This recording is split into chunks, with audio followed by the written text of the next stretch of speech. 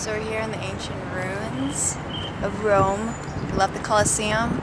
There's seriously like the part that we're walking on. We walk through these trees that were towers, and it's like basically like things that you'd want to see that you didn't think you'd ever be able to.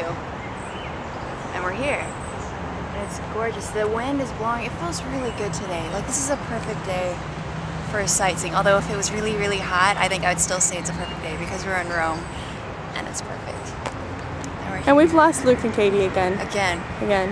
I don't think it's not us. No. It's them.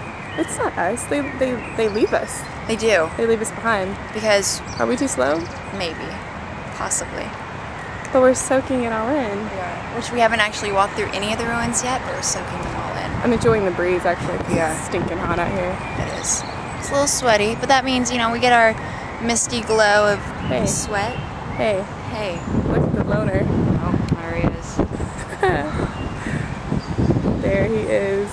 What would he say if he knew? He's contemplating. It's kind of hard to hold this still. He's the thinker.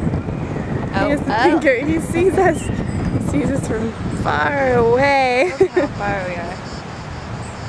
He's Shall we join and catch so. up?